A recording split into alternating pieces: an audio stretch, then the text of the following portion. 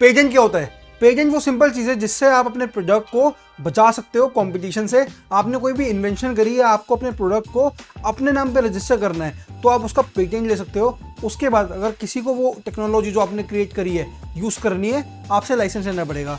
अब इसके काफ़ी फायदे हैं एंड स्टॉक मार्केट में भी इससे काफ़ी फर्क पड़ता है। सिंपल है ना, कोई एक कंपनी है जिसने कोई अच्छी टेक्नोलॉजी क्रिएट करी जो सबके काम आएगी और उसने उसको पेटेंट करवा लिया, तो बस सब उससे लाइसेंस करवाएंगे, तो जो पावर डायनेमिक्स होंगे उस कंपनी की तरफ हो जाएंगे। वो कंपनी काफ़ी अच्छी ऊपर उठ सकती है अपनी टेक्नोलॉजी के बेसिस पे अगर उसने पेटेंट करवा लिया। अब आज हम बात करेंगे कि ये पेटेंट्स फार्मास्यूटिकल इंडस्ट्री में और टेक्नोलॉजिकल इंडस्ट्रीज में किस तरीके से इम्पैक्ट करता है और इसका स्टॉक मार्केट पे क्या इम्पैक्ट है। अगर हम बात करें फार्मास्यूटिकल की, तो सिंपल है, आज से काफ़ी टाइम पहले फार्मास्यूटिकल इंडस्ट्री में काफ़ी इशू रहता था, क्योंकि इसके पीछे ना कुछ अच्छा एक्ट नहीं था। बहुत सारी कंपनीज अपना लाइसेंस नहीं देती थी और बहुत सारी जगहों पे किसी भी ड्रग पे पेटेंट लेना बड़ा मुश्किल था। तो 2005 में एक अमेंडमेंट आई थी पेटेंट्स एक्ट में, जिसमें यही था कि यार कोई भी भेदभाव नहीं करना, आप अपनी लाइसेंस फीस देकर पेटेंट लाइसेंस भी कर सकते हो और अपना पेटेंट भी कर सकते हो। कोई भेदभाव नहीं है, चाहे वो गोरा हो, चाहे वो काला हो, चाहे वो छोटा हो, चाहे वो बड़ा हो।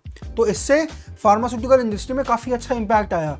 एंड अब दो चीज़ें हो गई, एक तो कोई अगर कंपनी ने, मान लो कोई इंडियन कंपनी है, उसने कोई टेक्नोलॉजिकल इन्वेंशन करी, इनोवेशन करी, तो वो उसको पेटेंट करवा सकता है और पूरी दुनिया में लाइसेंस कर सकता है, तो एक रेवेन्यू सोर्स आ गया। एंड साथ साथ मान लो इंडिया में किसी ड्रग की ज़रूरत है और यूएस की किसी कंपनी ने उसकी टेक्नोलॉजी पेटेंट करवा रखी है, तो उनसे हम लाइसेंस भी कर सकते हैं। तो इन दोनों के यही फायदे हैं कि अल्टीमेटली रेवेन्यू सोर्स उस कंपनी के लिए आएगा जो इंडिया है, इंडिया भी बढ़ेगी, क्योंकि इंडिया में आखिरकार नई टेक्नोलॉजी आ रही है, चाहे वो क्रिएट हो रही है, चाहे वो लाइसेंस हो रही है, वो फार्मास्यूटिकल टेक्नोलॉजी या नया वो ड्रग, वो फार्मास्यूटिकल ड्रग, जिससे लोगों का फायदा होगा। अब अल्टीमेटली कंपनीज ग्रो कर रही हैं, तो आप उस हिसाब से उसमें इन्वेस्टमेंट कर सकते हो। और दूसरा, जब नए नए ड्रग्स आएंगे, नई नई टेक्नोलॉजीज आएंगी फार्मास्यूटिकल के लिए, तो ऑब्वियसली इंडियन जो ऑडियंस है, जो इंडिया के लोग हैं, उनका बेटरमेंट होगा, जिससे इकोनॉमी बढ़ेगी। अगर बात करें टेक्नोलॉजी सेक्टर की, तो जब से सॉफ्टवेयर पेटेंट का आया है कि आप सॉफ्टवेयर को पेटेंट करवा सकते हो, तब से टेक्नोलॉजी सेक्टर में काफ़ी फ़र्क आ गया है। एंड यही रीज़न है कि जो इंडिया में टेक्नोलॉजी है वो इतनी तेज़ी से बढ़ रही है।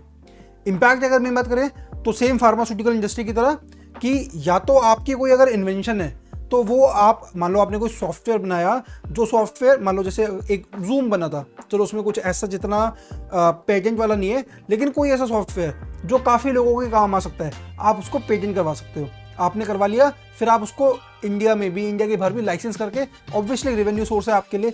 दूसरा, आप बाहर के कोई बहुत अच्छी टेक्नोलॉजी है उसको भी लाइसेंस कर सकते हो। तो सॉफ्टवेयर में भी इसका ये फायदा है।